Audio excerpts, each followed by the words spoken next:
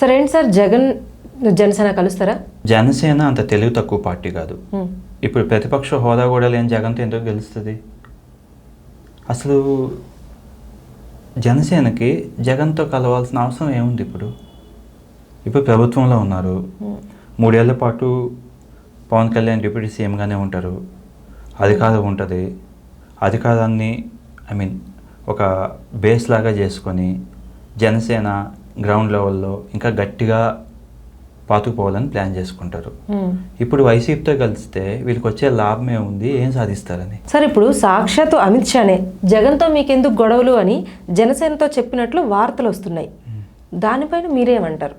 యాక్చువల్గా ఆ వార్తలు ఏంటంటే వెరీ రీసెంట్గా ప్రొఫెసర్ నాగేశ్వరరావు ఒక టీవీ ఛానల్తో మాట్లాడితే ఏం చెప్పారంటే, నాకు ఇంటర్నల్ సోర్సెస్ ద్వారా తెలిసింది, రీసెంట్గా నాదెండ్ల మనోహర్ పవన్ కళ్యాణ్ వెళ్ళి హోమ్ మినిస్టర్ అమిత్ షాని కలిసినప్పుడు వాళ్ళు జగన్ ఎందుకు అరెస్ట్ చేయలేదని అడిగారంట.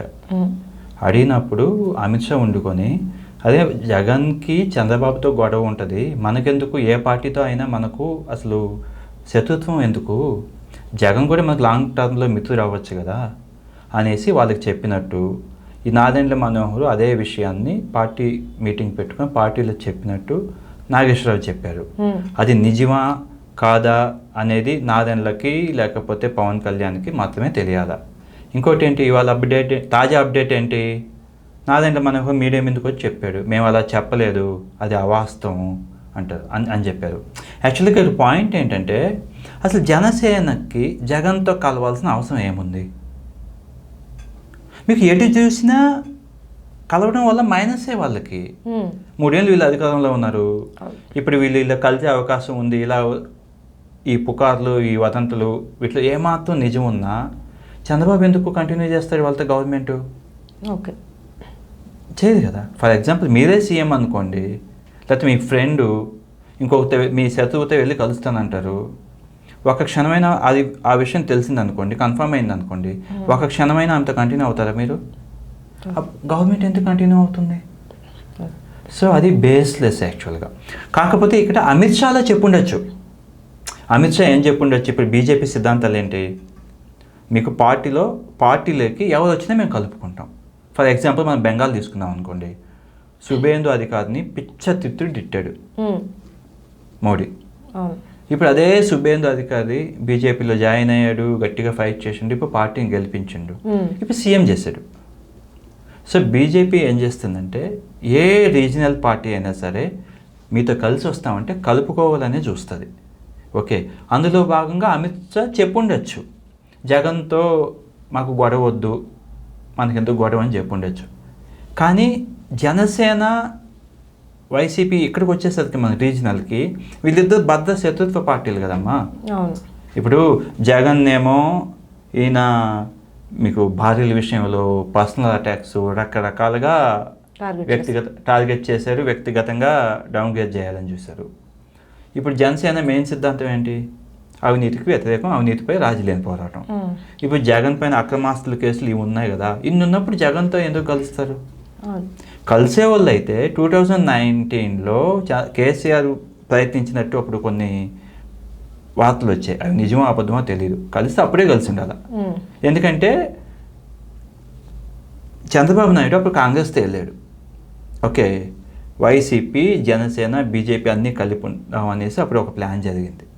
ఓకే, నీకు అప్పుడే పోని జనసేన ఇప్పుడు బీజేపీ ఎన్డీఏతో నేను 30 ఏళ్ళు కలిసి ఉంటాను, నేను ఎన్డీఏలో భాగస్వామి, అసలు బీజేపీ కావాలి, నాకు టీడీపీ కూడా కావాలంటున్నప్పుడు ఇప్పుడు ఎందుకు జగన్తో వెళ్తాడు? ఇట్స్ వెరీ బేస్లెస్ థింగ్ అది యాక్చువల్గా. అయితే తమిళనాడులో కాంగ్రెస్ విజయ్ ఎలా అయితే కలిశారో, ఆంధ్రప్రదేశ్లో కూడా జగన్ జనసేన అంటే పవన్ కలిసే అవకాశాలు ఉన్నాయా? ఎప్పుడు కలుస్తారు ఒకవేళ కలిస్తే? అంటే నాకు తెలిసి ఆ అవకాశం అయితే దాదాపు లేదు. కాకపోతే కొన్ని ఈ పాలిటిక్స్లో ఏమవుతుందంటే సిచ్యువేషన్ కొన్నిసార్లు డిమాండ్ చేయొచ్చు. ఫర్ ఎగ్జాంపుల్ ఇప్పుడు ఇన్ కేస్ ఇవన్నీ హైపోథెటికల్ సినారియోసే. ఫర్ ఎగ్జాంపుల్ ఇప్పుడు జనసేన లేకపోతే పవన్ వీళ్ళిద్దరు కలిసే పరిస్థితి రావాలంటే ఏం జరగాలి? ఫస్ట్ ఒక ఎలక్షన్లో టీడీపీ సపరేట్గా, జనసేన సపరేట్గా, వైసీపీ సపరేట్గా పోటీ చేయాలా? Point number 1.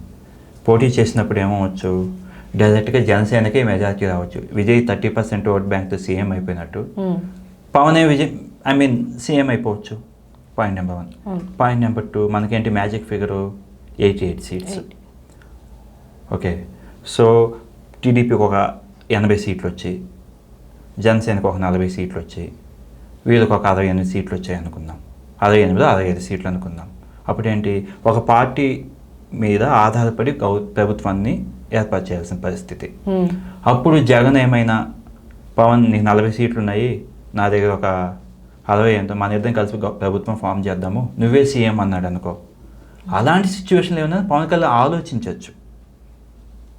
ఓకే, లేదు డిప్యూటీ సీఎం అన్నాడు అనుకో, అది జగన్తో ఎందుకు, టీడీపీతో కలిసి వెళ్తారు కదా.